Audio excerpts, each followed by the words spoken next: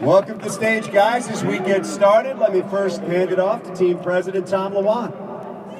Thanks, Dan, and thank you, everybody, for coming out tonight. Welcome. And echo Dan's comments. We really are excited to have everybody with us tonight, so thank you very much for coming out. Thanks again to our alums. I don't know where they went. They probably leave the stage, but I know they'll be out here joining us. I think there's food in the back. Oh, there's food, yeah. Go figure. Lomas is eating making smoothies back there for everybody. We want to thank those guys for coming out and being a part of the evening. One of the great things that's happened, amongst other really good things the last couple of years, is we've gotten the alumni more and more involved, so hopefully you've seen them out in the community even more than they had been in the past. And we love having them be a part of what we're building here, and excited to have them with us tonight. Again, thank you for coming out. Thank you for all of your support. It was a year ago that we stood here before you introducing Coach Caldwell and Coach Lombardi, Coach Austin. And there were a lot of questions then, as there may be now, about what kind of team we were going to be able to field, how we were going to build the kind of program we want to build. And I think we showed you over the last year that we're off to a good start. Not a great start. We didn't have the kind of year that we ultimately want to have, but I certainly think 11-5 and a playoff trip is a good start, and will get us along the path to where we want to be. So we thank you for contributing to that. You guys have become part of what is becoming a legendary home field advantage around the NFL. We all just came back from some NFL meetings in Phoenix last week, and I heard from more and more of my counterparts around the league what a tough place Ford Field is to play, and that's a huge credit to all of you guys. So again, thank you. We look forward to another great year, and hopefully will be a great year this year, that we continue along the path that we started last year with Coach and the staff and our nucleus of players. But we expect to get better this year. We're setting on the path to do that. The offseason's been off to a good start. We look forward to talking with you about that more tonight. And without further ado, I will turn it back to Dan, and we'll kick off tonight. So thank you again. Appreciate it. All right, Tom, thank you very much. Just want to get some opening remarks from each of the guys on our panel up here, and we're going to reflect maybe on coming off of last season and moving into this offseason, what your thoughts were. And Sheldon, we'll start with you. Well, the thoughts were is really just continuing to get better. I felt like we fielded a team last year that could have won the Super Bowl, but we want to make a team that dominates and wins the Super Bowl. So the entire focus is to continue getting better and working it that way. Coach? First of all, I'd like to say certainly thanks to all the folks that are here this evening. Last year when I was here at this time, it was brand new for all of us. You made me feel at home, and then looking amongst the crowd, I even started to recognize some faces. So that's the good kind of familiarity, but we certainly appreciate everything you all do for us. Just in terms of what you can look for this coming year, I do think without question that the guys set a pretty good foundation.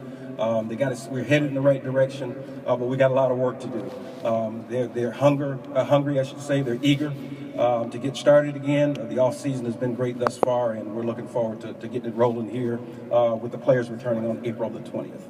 Joe?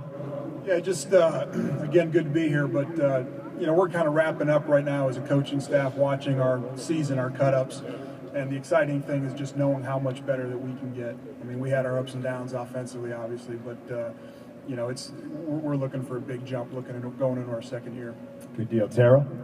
Well, we were excited about what we did last year, but like Joe said, we know we have a lot of room for improvement.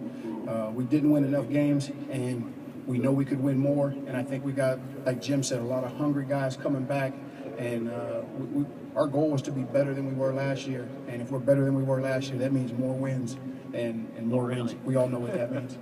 Joe Marciano, it's great to have you here in Detroit. We won't ask you to reflect on last year as much as we'll ask you to reflect on this opportunity that you found when you started talking to Coach. Obviously, it's a great opportunity. I had several other opportunities and didn't feel like it was right, and decided not to go back to work. Obviously, when Coach Caldwell called, there was no doubt in my mind I wanted to go back to work. There wasn't even a doubt in my mind. Other situations were not nearly as good as this situation. Obviously, coming off a playoff loss, but necessarily making the playoffs, I felt this team was playoff ready, and I want to be a part of it, and I want to help us to kick off and kick ass. Guys, we got plenty of audience questions here, and you know, obviously there's one story that has been dominant more than any other this offseason, and that was Ndamukong Suh. And Tom, let me start with you. We good. Yeah, we good. You look at the situation. It's been a long time since a player that this organization wanted to keep has left Detroit. But there's a lot of things that went into that, and just talk about navigating that process. You know, it is tough, and we said it many times that we wanted to keep Ndamukong. We were hoping we could, and we were optimistic that we could. And the reason we were optimistic is because he had told us he wanted to be here. We knew we were willing to make him, and did in fact offer to make him the highest paid player in the history, defensive player in the history of the National Football League. And then equally as importantly, I thought, was the fact that we had all the other things. This was the place that obviously drafted him. We had a coaching staff in place in Coach Caldwell and Coach Austin, who he thinks very highly of. And we just thought all those things, and as well as the community that he had started to become a part of. And all those things coming together would be enough to keep him here for a while. But he made a different decision. He saw a different value. Obviously, he took a deal in Miami that was more lucrative than what we thought was appropriate here. And we wish him the best. No ill will. He'll go off to Miami and do his thing down there, and I'm sure do it quite well. But we feel very, very confident about where we are. And we won't look behind. We won't look in the past. We're going to look forward. And we're excited, really excited, to have Haloti Ngata joining us. I think that's a huge addition. No question. A player like that doesn't become available too often. And Sheldon, I want to ask you about that in a moment. But Coach, let me come to you. And Jim, you are a guy that I would describe as relentlessly positive. But when you lose a player like an Ndamukong Suh, is there ever a worry about a dip in morale, either with your team, with the organization? Is that something that you have to keep an eye on as the head coach? Well, you know, the reality is I've been around a little bit, and had an opportunity to coach in this league quite a while. You know, you lose players all the time in this business. Some in free agency, you lose a number of them just in terms of injury during the course of the year. We lost Tully, obviously, during the year. There are several different reasons why you lose a player. And I think the more so than anything else is how a team responds. I think this team is one that has great focus. They have great character. They believe in one another, and they're dying to get started again. And although, obviously, you may look at it and say, hey, we got to do something to get ourselves in position to be better. And I think we did that in short order. Haloti Ngata, who you guys have heard about, but you haven't had an opportunity to see him. It's a big man. I'm talking about a 350-pounder that can move, that has unbelievable ability. With him, plus also Tyron Walker, who we added to the mix in our interior, should give us a pretty formidable front. So we're looking forward to getting rolling. Well, the first thing when you find out that a guy like Haloti Ngata is available, Sheldon, I'm sure they come to you because that's your job, is to update them on what the personnel looks like. As you looked at him last year, as he moves into his 30s, what did you see in Haloti Ngata? Well, the first thing is what we do in our end is I'm in charge of evaluating, me and my staff, the entire National Football League during the course of the season. So we're evaluating every player that is in the league and players that want to be in the league. So throughout the course of the year, we saw a guy that is still a very powerful man. He's still really athletic for his size. He does a lot of good things at the point of attack. And so when we're looking at him, it's like any other organization. We have a contingency plan in place for everything, or we're attempting to. So my room, if you came to my office and saw my room, it's a magnetic walls all the way across. That's why my hair is bald. I've lost all my hair here, but it's a magnetic wall, and there's a ton of cards over, and it's the brainstorm room. So we come in and we're discussing scenarios all the time. A lot of them aren't public. It's too much social media. You don't want any kind of speculation going on prior to, but we're constantly planning for the what ifs. And so when we thought that there was an opportunity that he would be available, we were just waiting. As soon as we got the word that Suh was going somewhere else, we pounced on it and we were ready to go. Was it important, because there were some questions, and I'll send this to either Tom or Sheldon, was it important, do you feel, to make that as a trade? There was some thought that he might be let go, but had he gotten let go, I would imagine the price that he would have demanded in terms of a salary would have gone up significantly. Well, and there was no assurance. You know, there's no assurance that he gets let go. There's no assurance that he's out there in the market. There's no assurance that he doesn't get a deal done with Baltimore, who really, very much wanted to keep him. But with their salary cap situation, they felt like they had to make a move. And then we pretty quickly found out that there was demand for his services, which factored into the trade discussions that we had with Baltimore on that day that free agency started. So it was a bit of a whirlwind, but as Sheldon said, you're prepared for that. So when it happens, you know where you're willing to go, what the price you're willing to pay in trade, whether you're willing to wait for something to happen in the free agent market. And there was just not an opportunity in free agency, we didn't think, to add a player of Haloti Ngata's caliber. There just isn't a guy that these guys don't become available. Just like a guy like Sue doesn't become available on the market very often, neither does Haloti Ngata. And having somebody that can step in and fill that role. I remember going down the hall as the trade was finalized, and Sheldon Renford's social media, just a quick aside that you might get a kick out of. We literally finalizing the trade with Baltimore. Martin Mayhew and I are on the phone in my office. We hadn't even told Jim yet. And we're in the phone to Bill Ford, letting him know that the trade had finalized, and it pops up on Twitter as we're telling the owner that we just finalized it. Hadn't even told the head coach yet. So Twitter was finding out before the trade was, before our head coach did. And we got to go down the hall, and I had the privilege of interrupting a staff meeting, and stuck my head in and said, "Hey, we got Haloti Ngata," and the looks like on the faces of these guys was like it was Christmas morning. So, and Santa Claus had just come down the chimney. So we're excited to have him. I don't want to overstate the case, but it's always nice to have a little bit of color around the story of how we were able to get a player of his caliber to come in and join us. The great thing, too, is that we had some familiarity with the player.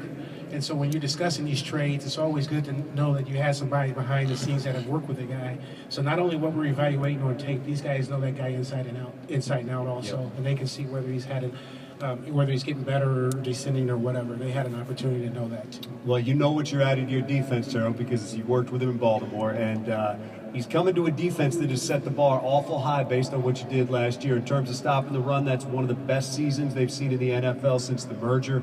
Talk about just where you see this defense going, because you will have a different look in the middle.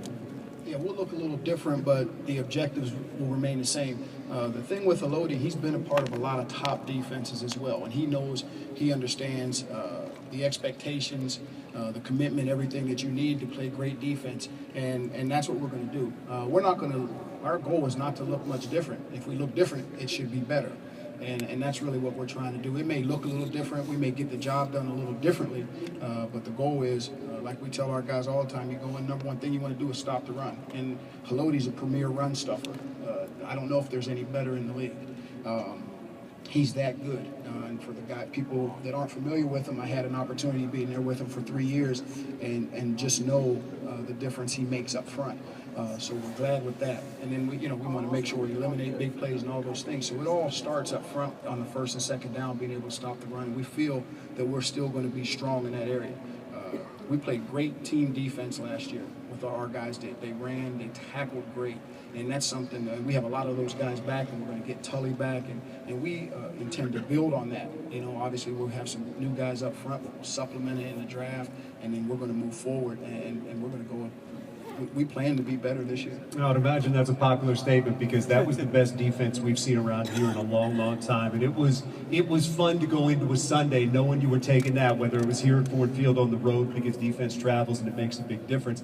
Joe, you reflected a moment ago about ups and downs offensively. As you went back and kind of go over what happened last year, was there any common thread that led to those ups and downs as you reflected on it, looked at the tape, things like that? There's a number of factors. I think the thing that can help any team be more consistent is staying healthy. And we had so many moving parts. Certainly Calvin was out a little bit. We had some tight end injuries, but I think the offensive line, the injuries that we had to deal with there was as big a factor as anything. And I think that if we can stay healthy, but also just the players having one more year to get familiar with it is going to help more than anything. These guys are bringing players back into a system that they ran last year. As you come in as a new special teams coordinator, what does the tape from last year tell you about the guys that you're going to be working with? Well, first thing I noticed was you had a lot of different guys in there all year, and if you live in a perfect world as a special teams coach, you'd love to have continuity, but that's not the world we live in. Injuries happen, you lose players. I think for the fans, when you talk about special teams, I think you think the punter, the kicker, the snapper, the returner, all the guys that control the ball.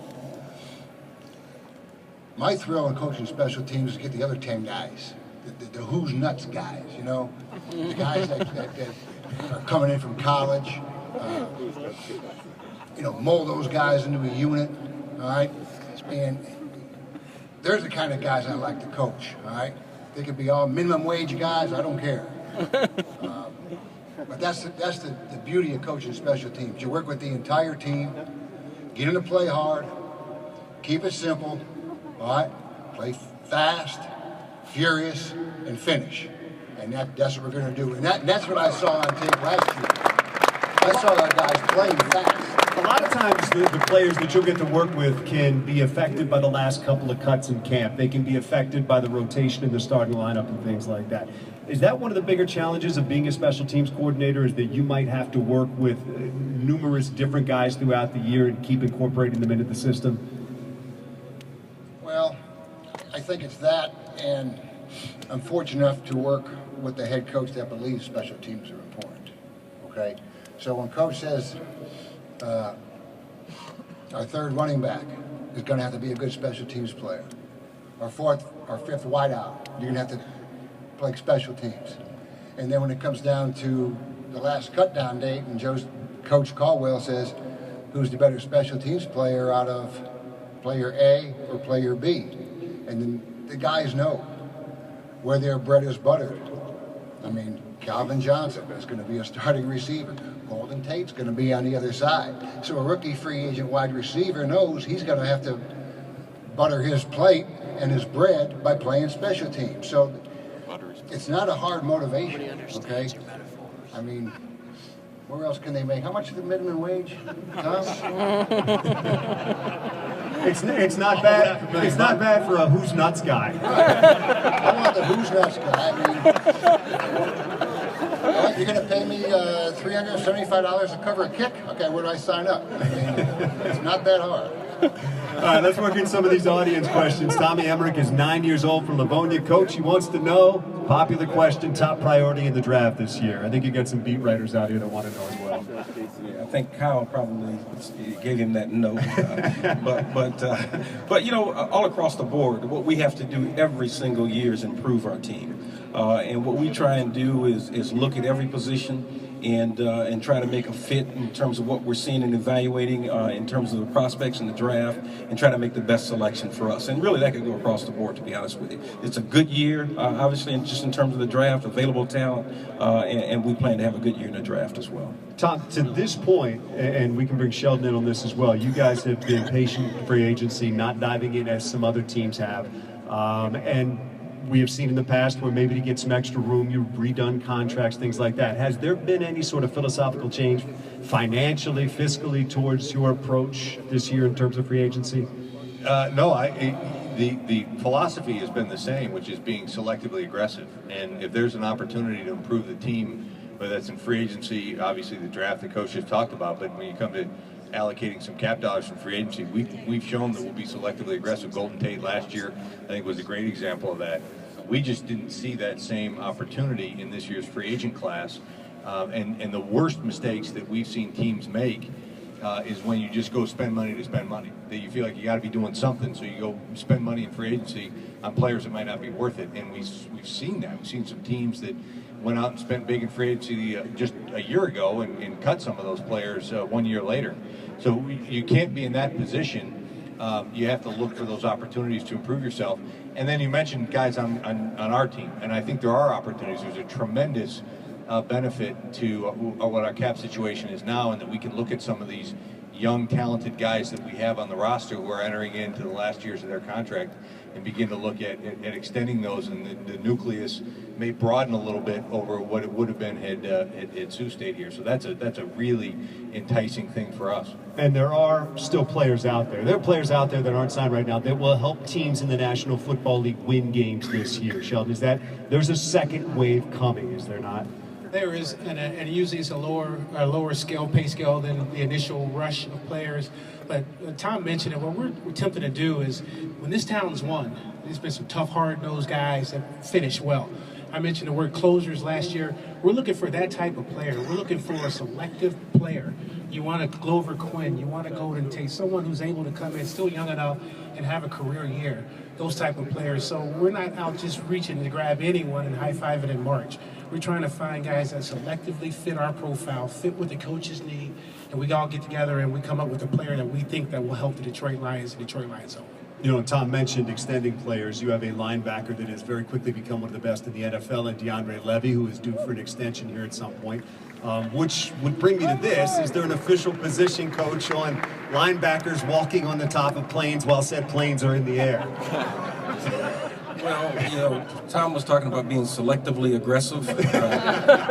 I think he was strapped in pretty well. Matter of fact, I just saw the photo for the first time. But he's, you know, that kind of individual. He's afraid of nothing. He's been known to take some pretty exotic trips during the off season.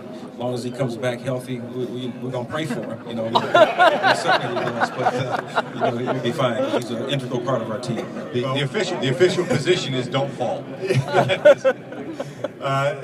Joe, let me come to you, because one of those young players that people will be looking at this year is Eric Ebron. He went through what a lot of young tight ends went through last year, in that he struggled, and we didn't see the numbers that maybe some people had hoped for. Where does the growth come with Eric? Coach has remarked that he's been happy with his offseason so far. What are you looking for as he comes back in? Yeah, I think that's going to be a big key to our growth, is to get more production from Eric, and I think he's ready to do that. You know, I know he's been making some trips to Atlanta to work with Matt already this offseason. So he's the thing you like about Eric is he's a bright kid, and he works hard, and he wants to be good. And so we expect very big things from him moving forward. What was the biggest challenge that he faced last year, do you think? There, you know, listen, he It's like, you know, Don Rickles out here somewhere. There's a big learning curve, obviously, for any rookie, and that, you know, the tight end position is one that requires a lot. And so, you know, as you look back, if you're self-critical, you might say maybe we asked a little bit too much of him from that perspective. So I think there was just a volume that he struggled with early. But, you know, listen, he was productive, and you know, again, for anybody, the second year is always where you see the biggest jump. Go ahead. In his defense, and I think when you take a look at the league overall, this is a difficult league to play in. There are very few times that you'll see a rookie come in on good teams now. I'm not talking about a team that's not any good. You might find a guy that comes in and plays extremely well, but on good teams, very rarely do you see a rookie come in and set the world on fire. Sometimes it just takes them a little bit to get their feet underneath him. I think he's that way. I think Calvin's first year, you know, as great as he is, all of you out there probably remember Calvin's first year, so that probably maybe some of the same comments were being made about him in that regard. But I think you'll see that a number of our young guys, not only Eric Ebron, but Van Noy and a number of other guys that we really anticipate and must step forward and give a certainly better play. And if you're looking for a roadmap for that, Terrell, Darius Slay might have given you one last year. His jump from his rookie year to his second year was terrific. And I don't know that you might have seen it. I don't know that a lot of other people expected it, but it was a real nice surprise to see the way he played last year. Are you talking about Slay Tumbo? He always does that. Yeah, Darius did a great job.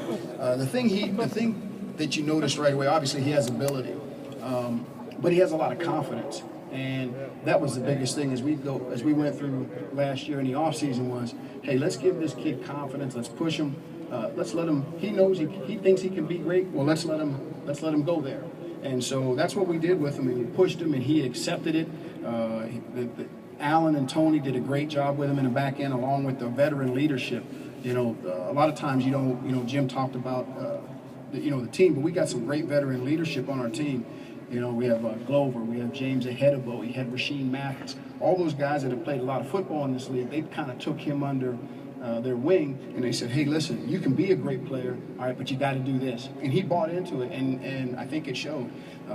He plays what I would think might be one of the hardest positions in the National Football League, playing out there in corner, playing by himself, and he's got a lot of things he does on his own, and he held his own. He more than held his own, and I'm excited.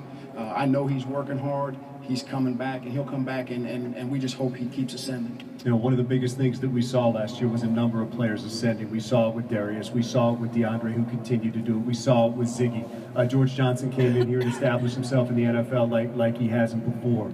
Offensively, we continue to see Larry Warford do that. When you get right down to it, Jim, that's the name of the game. Players have to come here and get better. They have to come here, get coached, and improve. If you don't do that, things don't work out. There's no question about it, and that's the big challenge. You know, like we got off to a decent start. We have a decent foundation, but the real key is this crucible, this obstacle course they have to go through here coming up. It's a gauntlet. It starts during the spring, where they're working out now, getting their bodies ready. Matter of fact, Jason and Ted had sent some information out to check and see where they are from a physical standpoint. We get them here with us on April the 20th. They'll work through the spring, and then also obviously our OTAs and mini camps. That's just kind of the start of it. But one thing we had that was unique last year that we got to get again this year is that we had guys that believed in what we're doing. We had guys that were willing to pay the price and committed to do so. We had guys that got along extremely well together. It was a real tight, cohesive group. We didn't have a bunch of bickering and fighting and things of that nature, worrying about who's going to get the ball, not going to get the ball, worried about who's been assigned to a sack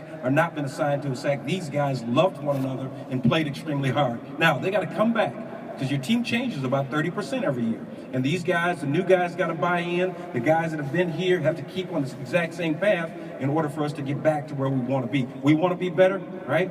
We must be better. And I think our guys will buy into that. And that ultimately comes down to handling success. Because one of the questions that I had here, and Tom, I'll come to you in a moment, but just to make sure that, Coach, I'm on the same page with you, it's about handling success. You had some, not anywhere near where you wanted to be, but some success. Now it's a matter of building on that. You don't want that to be the outlier and then you dip back down. That's exactly right. I mean, because otherwise what you've done is like a lot of teams. They're a flash in the pan. They have one real good year, and then the next year they begin to falter. And that's certainly not going to be our MO. And Tom, these guys weren't here, and I had a question from Vincent Windsor, who asked why this year would be different than 2012, the year after he made the playoffs and then kind of fell off. Were there things that you as management took from that experience that you applied to this offseason to make this a step instead of making this a one-year thing? I think you answered the question when you were asking it in part by saying these guys weren't here. That's a big difference. This coaching staff and the tone that you just heard Coach Caldwell set is one that lives and breathes in our building every day. And when those players come back on April 20th, that's the tone that they're gonna be a part of, and they're gonna help set. It also is a major difference in what we're looking at in terms of the nucleus of our young players who are not so young anymore. There's a nucleus of veteran leadership. Matthew Stafford is a different quarterback and a different leader than he was in 2011 and 12. Calvin Johnson is different than he was. That nucleus of players, DeAndre Levy is a far different player now than he was. And the improvement that we've seen in that nucleus of our team is far stronger than what we had a few years ago. And the expectations, I think, are more clear than they were. I think you said being able to deal with success. I don't think there's any better roadmap to doing that than the one that Coach Caldwell just laid out. And that is having that expectation of yourself that's greater than the expectation anybody out there has of you. I think one of the things that's happened this offseason, the Lions were able to re-sign Matt Prater, and as I come to you, Joe, it's I think there are a lot of people out there that'll breathe a little bit easier because we saw what life was like without a dependable kicker, and it wasn't a lot of fun. You come in and you've got one here, and you got a punter who's young and has become a weapon for this team as well. I'm sure there's a couple last year Sam would like to have back. We also saw the way that Sam can flip a field and change a game. I tried to recruit Sam as a free agent when I was in Houston, and obviously he got drafted, and so we were totally out of the picture. But I saw a young kid that was very consistent in college, which is rare. I saw a kid that hit more 5-0 hang time punts than I think I've ever seen a college kid his senior year. Prater, I've coached against Prater. I made a comment that he is a clutch kicker. And the stats I put out there, something like, you recall, Tom, fourth quarter field goals, 64 for 68 in fourth quarter kicks. Overtime kicks, all right? 4 for 4. That's a clutch kicker.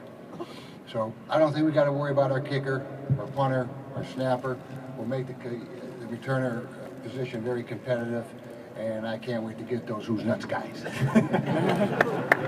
Somehow I think that's going to live for a while.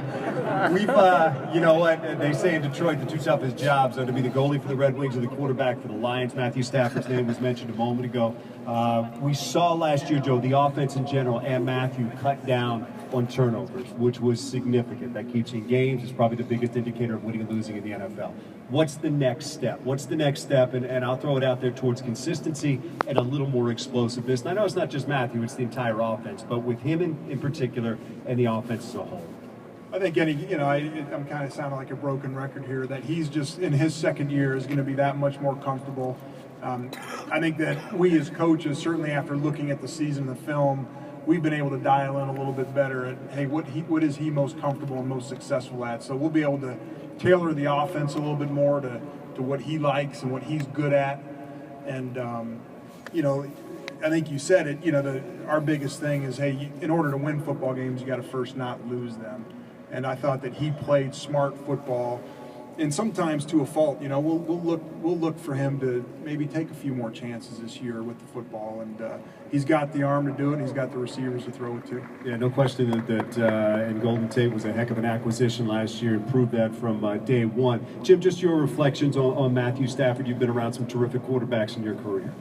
Yeah, and obviously so is Joe. He's been around quite a few good players in that position, and one of the things that we do realize is that growth and development is extremely important, particularly at this stage. You can see he made some improvement last year. I think you'll see him make a little bit more improvement the next year. You think about this, I think he threw it 602 times. We had 239 incompletions. If we just do better in terms of our completion percentage, now that's not all him. Sometimes there's drops and things of that nature. But then also we had 45 sacks, so there were like 284 or 94, whatever that is. That number is that opportunities that we had still within our grasp that we can get better at. He threw a little bit over 60%. If he can get to that 62, 63%, I think everybody's going to be happy with the way in which he plays. For either you or Joe, while we're on the offense for just a second, how critical is it that somebody steps up as that third weapon, be it Eric Ebron as a tight end, be it a third receiver, which is something that you really didn't have for the most part last year? I mean, it's critical, and I think Eric's the guy that we're really counting on to do that, and really getting all the tight ends more involved. A lot of that was injury related, obviously, but there's a role for those other receivers that we have on the team right now, even so. It's critical. T.A., I'm sure a question that you have heard a lot. I got a couple of times up here. This is from Brett Peel in Fenton. Any change? You've brought in a couple defensive tackles. You've lost 3 defensive tackles at this point. Any change 4-3-3-4, or is the answer to that just yes? Whatever you want to do. We're going to be multiple, is what we're going to be. If you watch the tape last year, we lined up in 4-man fronts. We lined up in 3-man fronts. We've lined up in an overload front. Bear front. We got it all, and we'll continue to do that. I think that's the biggest thing, and it's. I know it's a headache for offensive coordinators to have to block all these different fronts and different looks and guys in different positions, and so that's what we do. We try to put our guys in the best position to be successful, and. So we'll continue to do that. Now, it may be a little different than it was last year in the sense of where we put guys, but the object and the goal is the same. Get our guys in position to make plays. You got a guy in Ziggy Ansah that I don't think I'm overstating it by saying potentially, based on what we've seen, what's still out there for him, could be one of the more impactful guys in this league if he continues to ascend the way that he has. Absolutely. We're looking forward to Ziggy really having his first offseason. And getting into great shape and having a great year and having the stamina to finish well. He played great for us last year, but the bar, I mean, for him, he's right about here, but he can really go high. He's got exceptional talent. He's a great guy, great worker, loves ball. And so he's got, the sky's the limit for him. Shelton, we talked about a couple of players that you brought in there on the front of that defensive line. One of the keys, and I think it goes to what Tom talked about, is, we see teams that throw money at free agency, and it doesn't always work. And part of that is projecting a guy from the system he's playing in into the system that you want to utilize him in. Talk about that challenge as you go out and bring players out in from other teams in the NFL. Well, the biggest challenge, the initial thing that we have to do, and this is where Jim Caldwell and his staff have been outstanding. I mean, completely outstanding. There's 1,700 plus players in the National Football League. A lot, they can all play, or they wouldn't be there. But we have to find the ones that are made for us. And so Jim and his staff communicate with us. It's unbelievable how much we communicate with who we're bringing in and the type of player that we're looking for. We know exactly the type of player they're looking for. And sometimes that player is not available, so you have to say, hey, here's another guy. He doesn't quite fit what your profile is, but he can play for now at the right price. And then eventually when the money comes, when we start talking higher money in dollars, then here's Glover Quinn. He fits perfectly for the last coach. Here's Golden Tate last year. This is exactly what we're looking for. Last year we had a ton of receivers in free agency, and they were all good players. Emmanuel Sanders was out there. The two receivers from New England were out there. Julian Edelman. And so we had a ton of choices to make of good players. Eric Decker was out there, had 963 yards with Geno Smith throwing to him last year. There were a ton of players. Which one fits us? Who do we want that's going to help our offense go? That guy happened to be Golden Tate. Yeah, and Golden Tate came on and had a career year. Yeah. So that's all of us working together. Does that take, Jim, a measure of patience as you see guys that are out there and a reflection upon the guys that you have on your team? Because there are those that dive right in. There are years where this team has brought in high-priced guys. So there had to be a balance there between saying, all right, I like what we've got versus the price that it would cost to bring somebody in. Yeah, that's the case. We have to look at every single situation and sort of weigh and value that position, what we're looking for. The coaches do a great job of getting involved, taking a look at them, ranking those players. Our communication between the front office and us, I mean, it's a very, very good, solid form of communication. We talk about everything. There are no egos. If there's a guy that we don't think that fits, and we'll just say, this guy doesn't fit, and we move on. But I think Martin Mayhew does a great job of that, and with Shelton, the communication is open. Everybody is certainly able to give their opinion and express it honestly, and then we look at it and make a decision from there. We saw some crazy finishes last year, as Matthew Messmer from Cary, Ohio points out.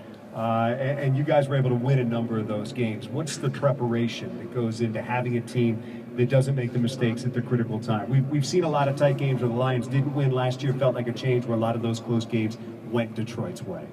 Well, I think the first thing is that I will always say that the mental is to the physical 10 to 1. That it's more, the most important thing that we had to do when we first arrived here, the coaching staff and everyone, is deal with the 6 inches between the ears. Is to get the guys to think about how to close out games, how to finish, how to function in tight situations. And I think once we talked about those things, they got a good feel of, from an intellectual standpoint, then they were able to go out on the practice field, and we certainly worked on situational football constantly, talked about it all the time, and we really, it's an old adage in coaching says you achieve what you emphasize. We emphasized it.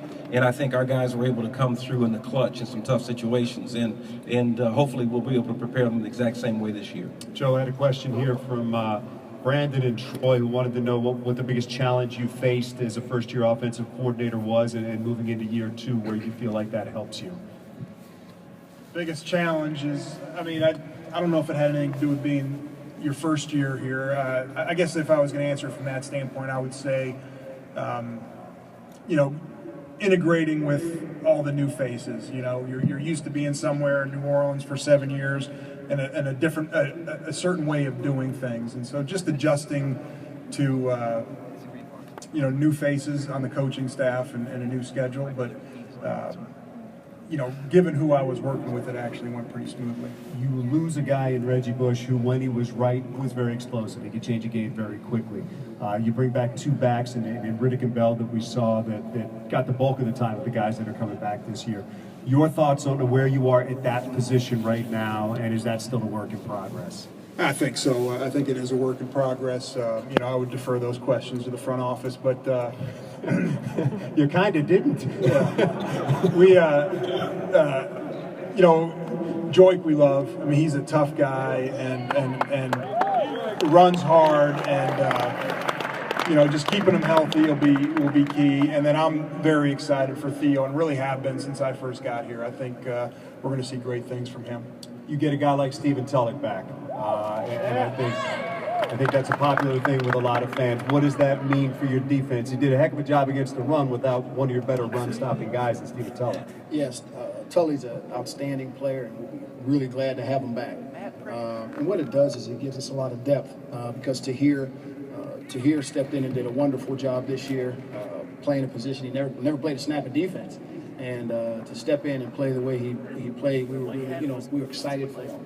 And it was, it was part of the development process. So what it does is, is to hear moves back outside, and then as we have our competition, it's going to make us better because now we have, we have 4 or 5 guys who can be starters. And when you have that, that makes the competition a little bit tougher, a little bit harder, and it makes the guys a little bit better. And that's what we're looking for.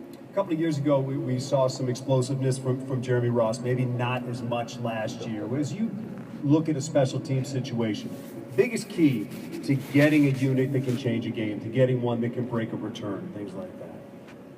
Well, I watched all of his returns for the last 2 years, and I felt he probably was a little bit more productive 2 years ago as opposed to last year because he was playing a little bit more on offense last year. But I see a guy that is strong, is tough, is fearless, and more importantly, we got to have guys that block to get them going. That's the key. I mean, there's very few returners that can do it without any blocking. Those guys are special, okay? Guys can make plays or positive yards with very limited blocking. I mean, they're hard to find, unless we get them in a draft, Tom. So,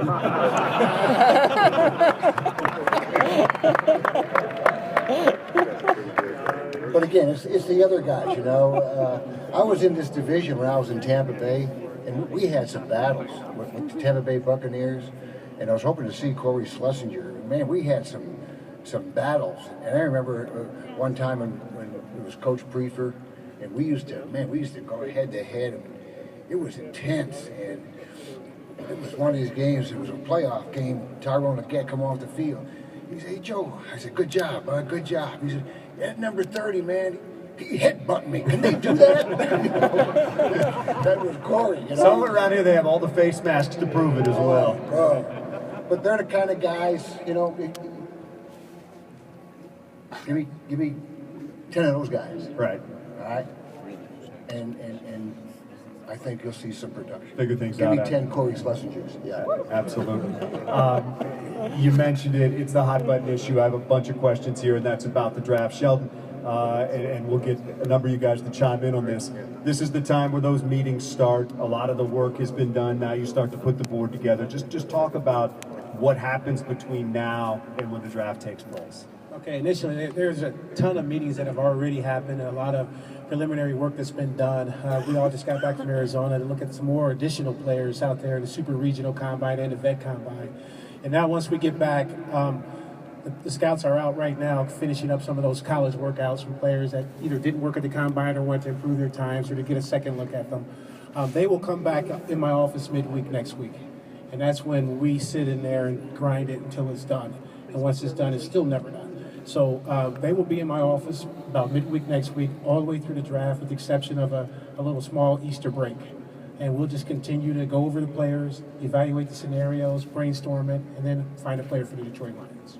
Jim, a lot of this work is done during the season while you're obviously worried about a week-to-week. Talk about how you begin to integrate yourself and your staff into this process.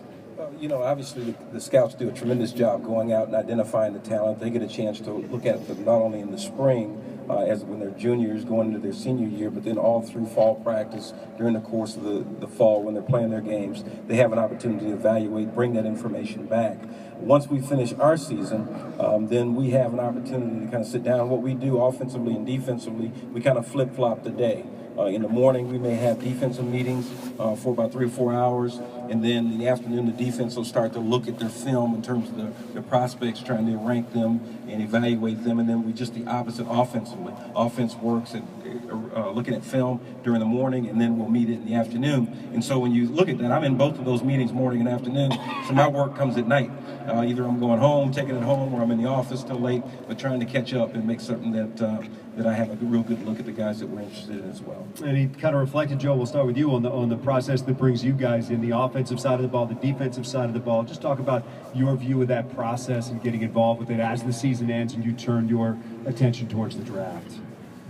As far as our draft prep? Yeah. Yeah, it's really not real complicated. It's watching a ton of film. They give us prospects to evaluate, and you start with player one and you watch film till you think you know the player. And you include your combine interviews, and like Coach Caldwell said, the scouts do a great job of giving you kind of some character reports on those guys. So you're just trying to get a feel for the whole person, what kind of player he is, how smart he is, and is he the kind of guy that fits what we want in the Lions locker room. There's ability, there's intangibles. As you're breaking down that tape, Terrell, what are the things that you're looking for? Well, what we're looking for is, and I know this sounds funny, but you're looking for a good football player. There's a lot of guys that have height, weight, and speed, but they don't produce. And so what you're looking for on tape is you're looking for a guy that takes that ability he has and he maximizes it. So if he's a big guy and he's fast and he should be dominating the guys up front, he dominates the guys up front. Or if he's a receiver or a corner and he's going against a top receiver, he should be able to cover him and challenge him and do all those things. So I think that's what we look for, a guy that plays up to his ability. We don't ever want a guy that has a lot of ability, but, well, he doesn't show it all the time. He doesn't do it all the time because what's going to happen is if you get him in your system, you're going to be disappointed because he's only going to do it some of the time. You want a guy that's going to go out and compete like crazy and be able to do it to the best of his ability, whatever that is, all the time. And Tom, I had this discussion with you, and other guys can chime in. Once all this discussion happens, and once that board is set, I think there's this belief that there's this, it's like the stock market floor when the draft is taking place.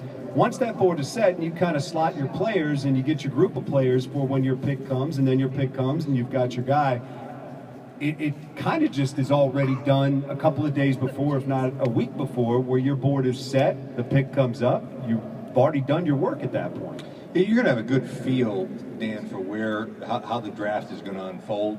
Obviously, you won't know the 22 guys above us who get selected, but you'll have a feel for what guys are probably going to be available when we pick at 23.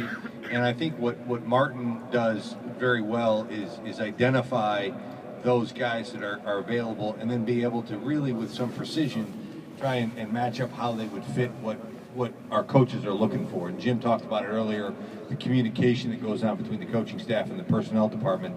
And that, in my opinion, is the single most important characteristic to having a successful draft or free agency period, but any player acquisition, is that communication so that the scouts know what the coaches are looking for, the coaches know what the scouts are bringing them, and know how they fit into what it is they're going to do. Because as Sheldon said, there's a lot of guys, to use it to analogize it to the draft, there's a lot of talented football players, but the best ones are the ones that fit what we do at the Detroit Lions and have those characteristics. So Martin does a good job being able to identify those, and there'll be some guys. The good thing about this draft is that areas that are strong in this draft, at the areas where we're drafting later in the first round and in the second round, are also areas where they seem to fit those positions that we might be looking for. So there's a good matchup this year, and I think the chances of us getting guys who can come in and contribute right away are pretty strong. And those positions you're looking for are?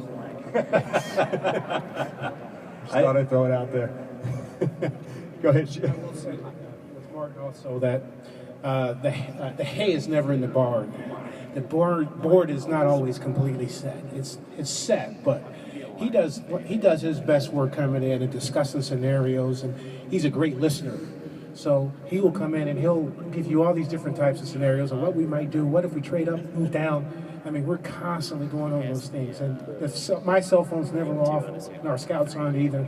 And he's grinding us all the time. I mean, he's grinding the tape himself, which is awesome to watch him work.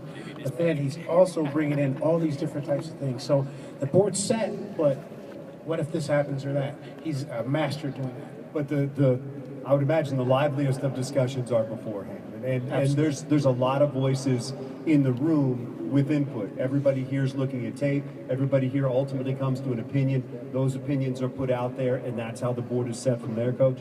That's correct. And more often than not, I think what people you'll see, oftentimes they show some of the draft rooms around the country and different teams in our league, and you'll see that oftentimes it's not chaotic. Because of the fact that everybody's going through all of their scenarios, and they know if this happens, this is what we're going to do. If that happens, we're going to go this way, so on and so forth, trade down, move up, so on. And we talk about all of those scenarios. So all we're doing for the most part is kind of seeing what happens prior to our pick. When our pick comes, we know exactly what we're going to do. Hey, Joe, let me come your way with a player that was drafted here several years ago, and I get a lot of questions about, and I know Jim was hit with a lot of questions about him last year, and that's Ryan Broyles. And can tell by the look on your face, you've gotten a lot of questions about him as well. Just in terms of where you see him and what you're looking for as he gets ready to come back in. Yeah, I think he's a guy that you have a lot of respect for because he's had 3 major injuries and he's fought his way back from them, and I think that's hard to do. And listen, when the guy's been in there, he's been productive, and we're excited to see where he is now after a full season of not coming back from an injury. So he's had a full year to be healthy, and we're excited to see what he does here in the offseason and heading into camp. I think that's a key point too, because last year, as you were getting a lot of those questions, he was coming off an injury, and it's fair to say he's going to be a different guy when you see him next time than he was last October. Yeah, I'm not sure I really know who the player is at his best, because he was coming off an injury, and I think we're going to see that this year. Yeah, no question about it. Terrell, that defensive line was something last year as a unit. When you lose those guys, and it seemed like there was just a great camaraderie with that group. They drove each other, and I think they kind of fed off each other. When you lose a couple of guys and you plug a couple of other guys in, do you have to rework that chemistry? Those things are organic. You can't just make that up. No, I think you do. You have to rework it, but you have to do it every year. Jim's mentioned it many times. There's lots of turnover in our league, and we knew when we started last year, coming into this year, we wouldn't have the same group in that defensive line. No matter what was going to happen, it was going to change, and so the chemistry always changes. So you're always working for that. But we know we have a lot of good guys in that room, a lot of good pros, a lot of hard workers, and so if that's the identity of your group, whoever comes into that group, that's usually that's the identity they take on as well. Hey, Tom, in this room and in this field, you have some of the people that make this a special place on Sunday. I know you guys work a lot on the fan experience. It changed outside last year. I know there are always changes. Just some of the things they can expect as you move forward into 2015 and get ready for this season. Yeah, I think one of the couple areas of focus, I think one has been the last 2 years, and we'll continue it this year, is really focusing on that game presentation, how everything hangs together during the course of the day. If it happens to be a day where we're remembering those who have served us in our military, we want to make sure that hangs together throughout the day in an appropriate way that ties into the game. Making sure the players have some input into what goes on in terms of the player introductions, the videos that are played, the music that's played, so that we really are providing that kind of atmosphere that's complementary to the core of what Sunday is all about, which is what you guys provide in the form of the home field advantage. And then I think you'll start to see Ford Field 2.0 as it starts to unfold here a little bit. You're going to see some additions this year in certain areas of the stadium that will be some behind the scenes, some in front of the scenes that we'll be able to make announcements about here in the next few months, and that'll be the start of the process of adding some of the amenities that newer stadiums have been able to add, and we're always looking at ways to improve both the physical plant and the atmosphere here at Ford Field. But again, it starts with the team that we put on the field. I think there's no substitute for a great in-game experience than to have a great team on the field. Absolutely.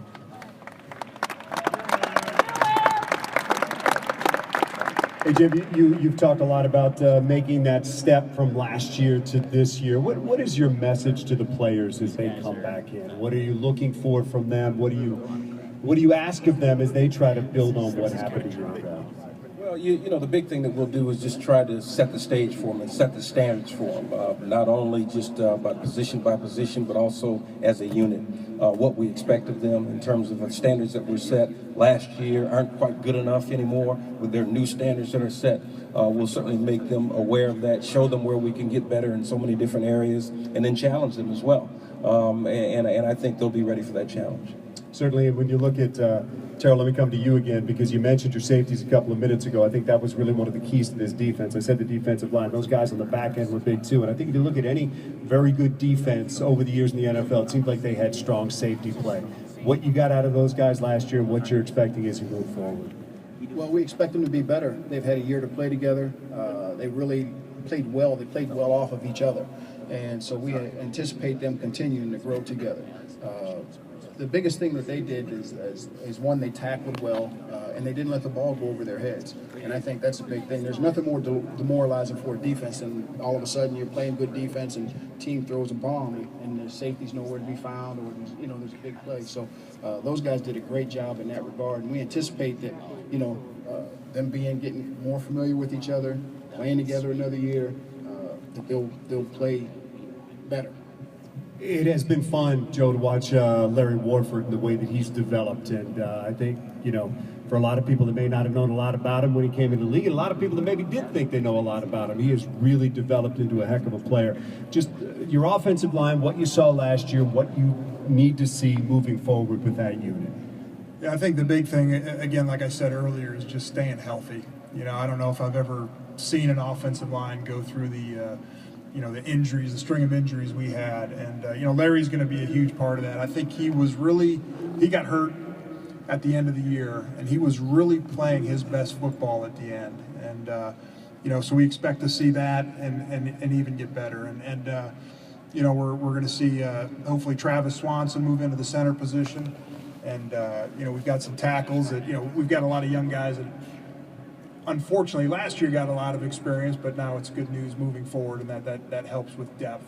So, I think the big thing there is just, your offensive line's attitude permeates the whole team. And so, we were just talking about it today. We want those guys to be tough, aggressive, and to go out every Sunday and kick some ass. And still, in some ways, a work in progress as you wait to see what the situation. I'm sure you have the information on what's up with Waddle. You had some young players as well that'll compete for positions as they come back in this year. Right, yeah, there will be some competition there, and see how some guys come back from injuries, and I'm sure we'll add some depth in the draft as well. Tom, I have a lot of questions here about salary cap room, because I think the anticipation is, by the numbers, it would be correct that after this season that you would have a lot of flexibility. Any thoughts on moving forward, and is that something that you look to protect as you move forward, or does that go back to being aggressive as it's called for? No, I think you still look at being selectively aggressive. I think it's, whether that's in free agency or whether it's keeping our own players, you want to do that. We've had success in reaching extensions with Calvin and with Matthew in recent years. We look to the guys that are coming up this year, that nucleus of young talent that we have. And we've talked about a lot of them tonight. Guys like Ziggy Ansah, Darius Slay are getting closer to the end of their contracts. They're not there yet. But then you've got guys who are closer, guys like Riley Reef and DeAndre Levy, who are getting close to the end of it. So you want to look at and intelligently investing some of those dollars in your own guys and keeping those guys around who are a successful nucleus, but then also having that flexibility.